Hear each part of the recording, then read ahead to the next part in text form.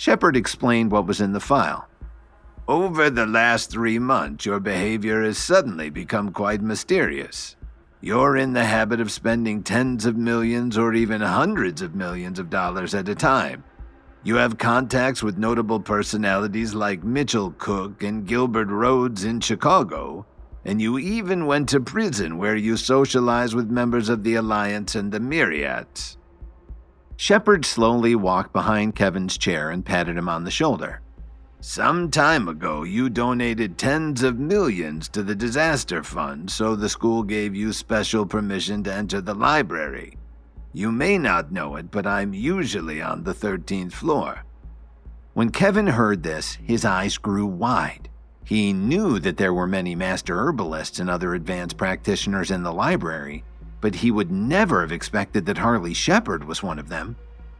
You chose a book on developing cardiac power. That's really something you could have developed through regular practice. It was an unusual choice, so I'm very curious about one thing. There are so many precious resources in the library. Why didn't you choose one of the others? Shepard's tone was relaxed and empathetic, the kind of voice that made you trust him. It's okay if you get directly to the point with me, sir. Kevin was already starting to panic now that he knew that his relationship with the Alliance and the Myriads was no longer a complete secret. Shepard smiled and continued to talk as he walked around his office and absently straightened some books on his shelves. Don't worry, I'm just chatting with you casually. I've thought of a couple of possibilities. One is that you entered the school with some unknown purpose. To tell you the truth, you've already moved far beyond anything we can offer you here. The only thing that comes to mind is that you're interested in the consolidation technique. So when you went to the library's special collections section that day, you had a specific goal in mind, but because of the time constraints, you couldn't find it. You had to pick something so that nobody would be suspicious, so you grabbed a random book to take with you. Then Shepard added with a smile, Tell me, son, who's your mentor? Is he with the Alliance or the Myriads? That's not very funny, sir. Kevin protested a little. Really? But I think it's funny. Then Shepard said, Nadia Alexander told me a few days ago that she wanted to send you to the Herbalist Society as a special student. Would you let me go there? Kevin didn't seem nervous at all. He knew exactly what Shepard meant by his comment. Of course not. In the past 50 years, the Herbalist Society has attracted too many fine young talents. You've already shown incredible promise. As a senior member of the faculty, I wouldn't let you go easily, Shepard replied candidly. Is the school's dean in today? Kevin asked casually. Why are you interested in the dean? Shepard looked at Kevin with curiosity but couldn't figure out what he had in mind. Everyone knows about the dean's great accomplishments. If I could see him, that would help a lot, Kevin replied with a smile. Unfortunately, the dean is out of town and won't be back for another month. Shepard put his hands behind his back and walked over to the window. When Kevin left and closed the door, Shepard's face softened into a thoughtful smile. It's a pity that I didn't become his mentor first. The vice president shook his head and sighed. When he got outside, Kevin took a deep, long breath and realized that his clothes were soaked with sweat. He could feel his pulse quickening. Kevin returned to the classroom and ignored everyone's curious glances as he played with his cell phone under his desk. He was confident that he wouldn't get in any trouble for it this time. Professor Murdoch had just taken her elevation pills, so she wouldn't be too strict with him. When classes were finally over for the day, Kevin went to the parking lot. Lily had been waiting for him for 5 minutes. Are you worried? Kevin asked gently. The vice president didn't give you too much trouble, did he? Lily said worriedly. He just chewed me out a little. Not too much trouble, Kevin said with a smile. Let's catch a bus and head down to the farmer's market. Lily nodded and got on the bus with Kevin. An hour later, they hopped off at the outdoor market down the street from the condo. Kevin got a few dollars worth of potatoes, some greens, and a few tomatoes and fresh fruit. Lily watched him with an odd expression on her face as he bargained with the salespeople to get the best price he could.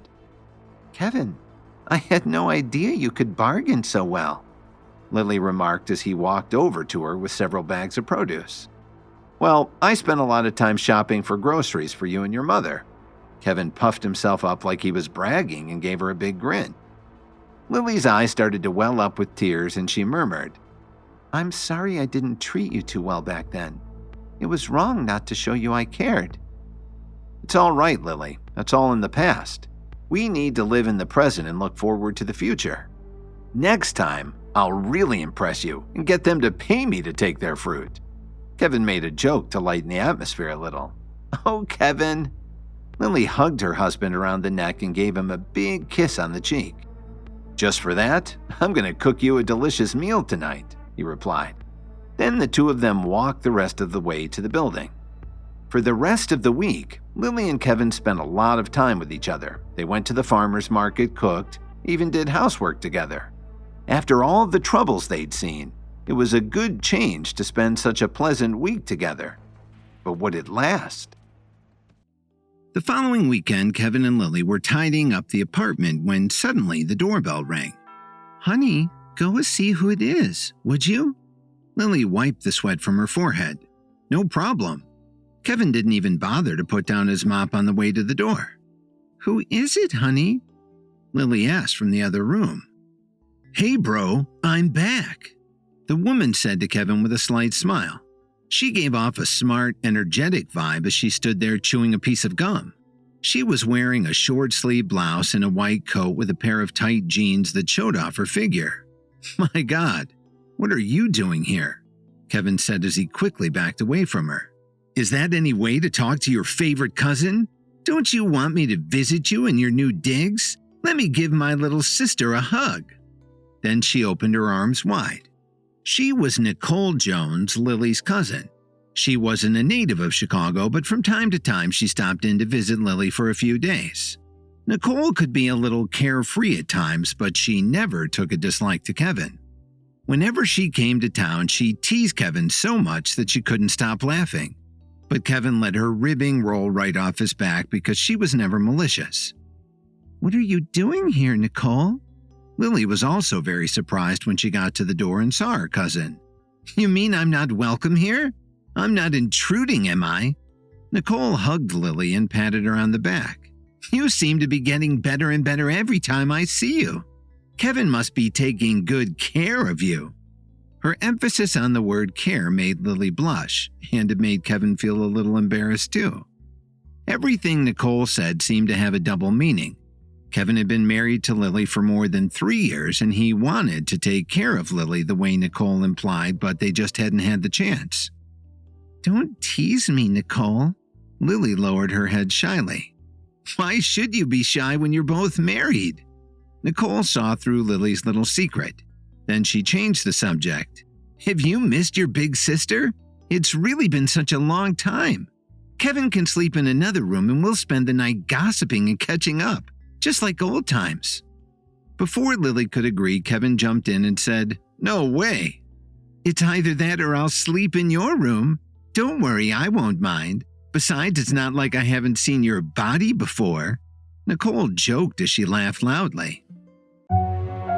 Hi, Kevin here. If you're wondering what happens next, then stay tuned on the Pocket FM Universe channel for more episodes.